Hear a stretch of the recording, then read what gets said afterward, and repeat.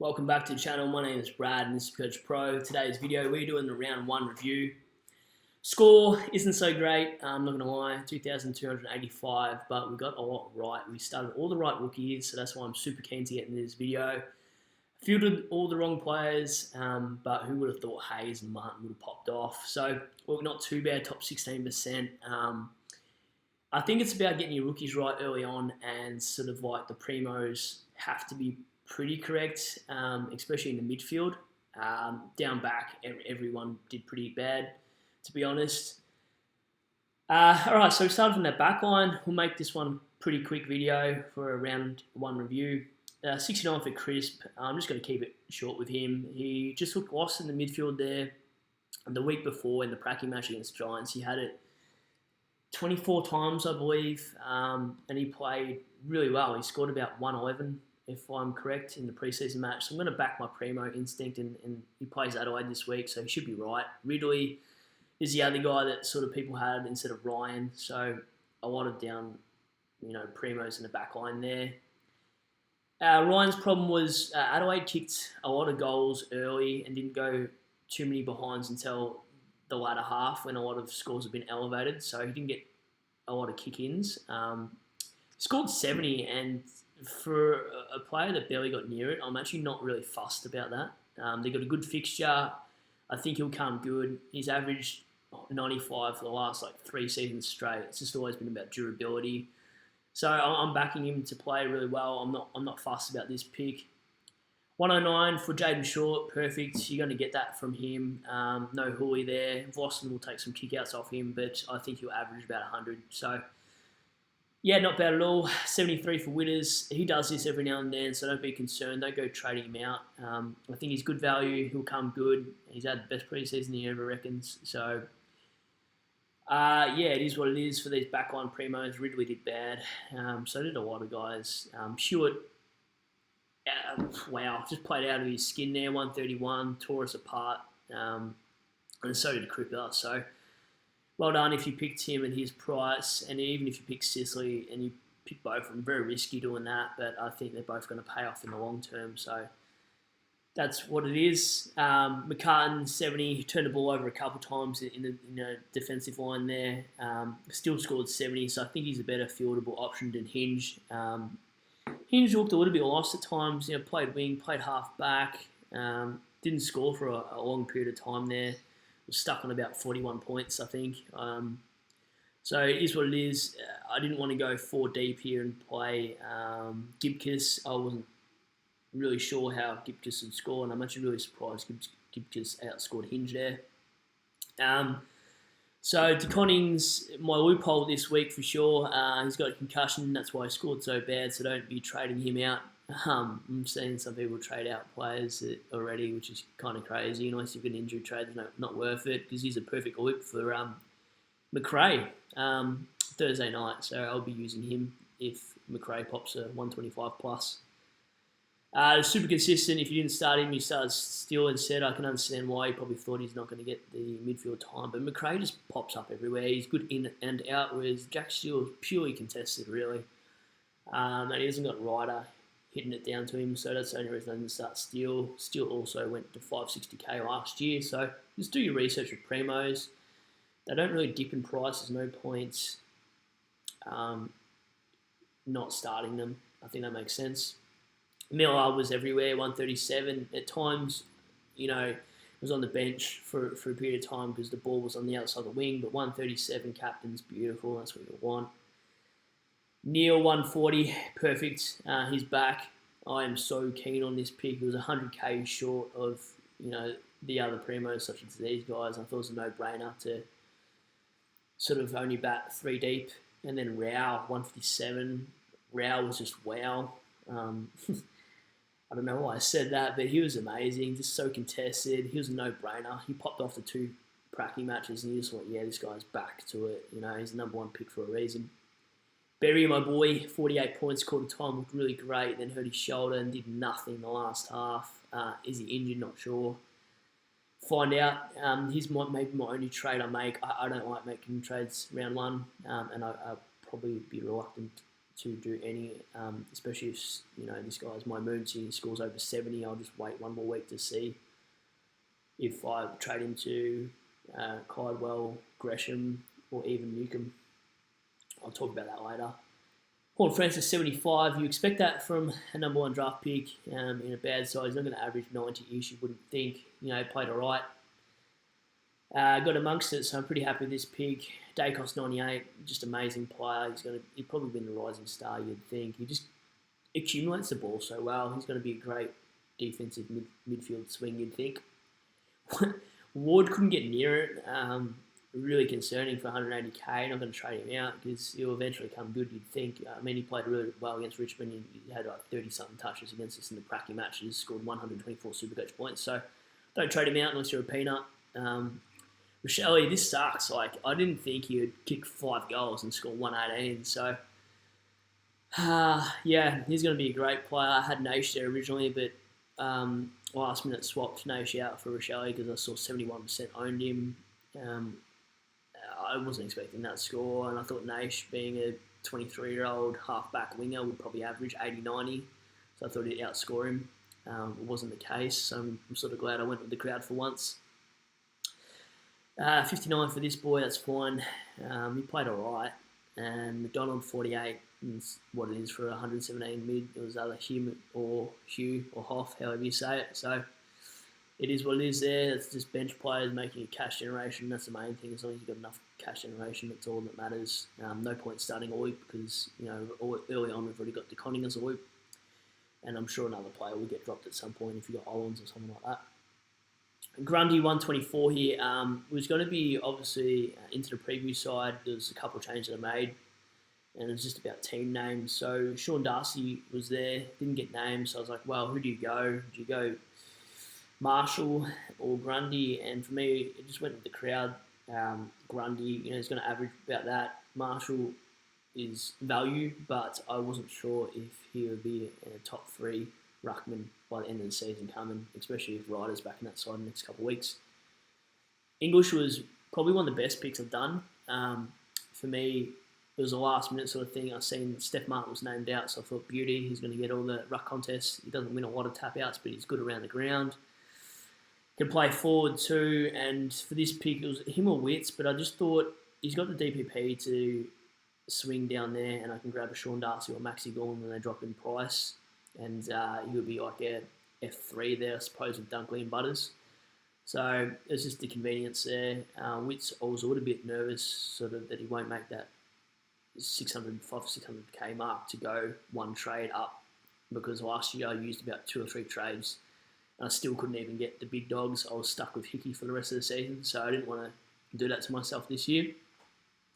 Hayes 127 popped off. He won't score like this every week, especially when Ryder's returning. He was a bit of a no-brainer for me though. You need to start 102 players, 102k players. St Kilda have a lot of injuries, so I just thought he'd get the role. He's very versatile. Great mark too, just looked excellent. So I'm going to have to field him and Martin. I'll get to Martin in a second. Dunkley 117, that's what you're probably expecting him to do this year. Butters 114. You get nervous watching Butters just because he always puts his head over it and he just always goes into things and just he's reckless. He's amazing. He'll win a Brownlow one year for sure. Canelio 80, that is what it is. You can't expect hundreds from Canelio every week. Is that price for a reason? McGovern 70, he looked great. He's got the role, took kick-outs. I'm really happy with this pick. Yeah, probably didn't score as high as what I'd like, but I'm really happy with my forward line if we have a look at it in a second in more detail. Brody 76, spent 20 minutes in the fourth quarter on the bench. Obviously doesn't got the fitness, but Fifey coming back this week, perhaps. See how his job security goes. Cherry great, 79, starting ruck. Coleman Jones took a little bit of the hit outs, I think, in some contests, but he's going to get dropped, Coleman Jones. So they'll play Goldie forward. Goldie kicked 2 goals, looked dangerous as a forward, and Terry looked really good as a hit out. He could have clunked a few more marks, so I think they'll be more inclined to play him ruck. Whereas Goldie's a much better mark contestedly and a much better forward in general than Terry, to be honest. Martin 114, should have probably been a 150, kicked 5 goals, had about high 20 disposals. Langford's now injured, so he's going to get the role. I chose him over Baldwin. Baldwin's a key forward. He was an extra 20k more, and I just didn't want to go near Baldwin at all because I knew his job security would be threatened by Aaron Francis. So just do your homework on rookies. A lot of people don't.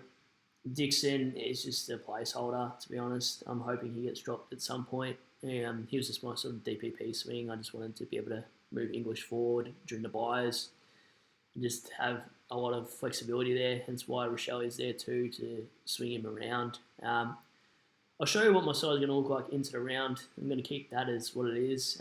Obviously, if DeConning, if McRae plays well, I'll put DeConning there and captain DeConning to double McRae's score. So what I'm thinking this week, it's going to be a little bit weird. It might not pay off, but we're going to actually put Martin on for Brody. We're going to chuck Hayes on for McGovern. And we're going to have Brody as the emergency. So also chuck and Shelley for Berry. Stephenson can stay there for now. So what I'm going to do, I'm going to watch that Friday night game. Now, if he scores over 70, I'll put Berry there if Berry's not named. And I'll use that score. Now, this is the thing. If he scores below 70, I'll be more inclined to trade Jared Berry if he's definitely missing. But I'd rather wait an extra game to see who I can trade him to, because there's 3 options I'm thinking. I'm not going to use 2 trades and get rid of a primo. But there's a little handy thing you can do. Players I can afford, so only looks at players you can actually buy. I want to give it a week, see Newcomb, Gresham and Caldwell's scoring potential. And then sort of base it off 2 games, and then instead of being reactionary and just going for Newcomb. What I'm thinking, though, if I had to pick, I'd probably go Gresham based on he's already averaged 80s in his previous history there. Caldwell, also injury history there. But I think St Kilda have a better fixture, and they play Brisbane next week, so I'm really not keen on that pick. Newcomb, I feel like he'd be just a little bit inconsistent. I'd love to have 1 week to actually have a look at which player I'd pick. Hypothetically, if you do make a trade, make sure it's not your primos. Don't be reactionary. You watch them in the preseason for a reason. But, you know, if Stevens doesn't go off, this is how the side's going to look going into it. So we go McRae, Miller, Neal, Rao, Gresham, Horn Francis, Dacos, Rochelle. And then up forward, you know, Cogs, Terry, Martin, Hayes are your rookies that you're playing. Really good bench there. Great bench cover in all aspects. I got everything right. And that's why I'm actually really happy with the way I scored. Is okay. It's better than a few YouTubers that I know who are really up there in terms of knowing the game. So I feel good in that aspect. I'll have another watch. Probably more concerning is probably Crisp out of anyone. Just because he's not a great midfielder. He's actually better off half back. So we'll wait 1 more week. I don't like using any trades. As said, if you're doing it, just do it for injury. Don't do anything stupid. You only get so many of these, and I feel like we're just going to cop a lot of injuries this year and COVID outs and things like that. So just be careful what you do. Don't be reactionary is what I'm trying to say. Back your primos, and if they have 2 bad games in a row, then maybe do it before the price drop. But yeah, that's about as far as this video is going. I would be concerned though, like, do you feel Brody against St Kilda midfield? Potentially. Hayes might play really well if Sean Darcy isn't back, so it's something to consider. Do you play McGovern against the Dogs? But do the Dogs kick straight on Thursday night? I don't know. Martin probably won't score 114 against Brizzy. So I've got a lot of things to consider, and I'm probably going to get the wrong rookies in my forward line every week, but my cash generation is going to be huge compared to some other players in the game. I haven't gone too expensive in any line, to be honest, either. So that's one thing you're going to consider. I didn't pay up for a lot of players. Like, I've only got 3 players over 600k. So structure looks great. DPP flexibility looks great. I've got 2 players in the mid that can swap with Camilio, Dunkley and Brody. So I feel like my team is very very good structure-wise. Ruck forward swings, beautiful. I've got these three, plus Terry will probably be a ruck forward at some point. McGovern, you'd think would get the swing in round 6. I could potentially play him as D6. I can do so many things with these moves, and that's the same with the flexibility up forward. Like, do you play Hayes in your ruck line and sort of, I don't know, there's just so many options with flexibility. I think that's one thing that's going to help most teams throughout the year. Don't be worried if you scored around 2,200 this week. It's more about getting your rookies right before round 3 is what I've come to the conclusion of. I just want to have a look at this article real quick. Earlier out potentially gives the role for a Skinner or maybe Josh Sin, so that's a real positive for those rookies. Not positive for Earlier. Obviously don't want to see any injuries happen, but that's just a heads up there. And that is the side going into rounds. If you have any questions about which vice or captains to run this week, I will be happy to answer it in the comments below. Also, if you've got any trade advice, put them in the comments too. I'll probably be more inclined to say hold, but I'm always willing to give you an opinion anyway.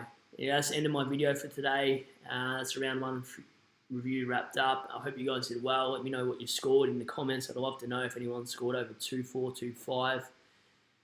And yeah, I'll do my round review. Looks like probably Wednesday when the teams are announced. Maybe Wednesday around 5 PM. I'll release a video. Prime time spot there. I'll try to get that out as quick as I can. Sorry about the last minute video going into round 1. There's probably not a lot of people that could see it before the game started, but that's because Wednesday games suck. Anyway, that's the end of that. Hope you guys have a good one, and I'll catch you in a couple of days' time for the preview.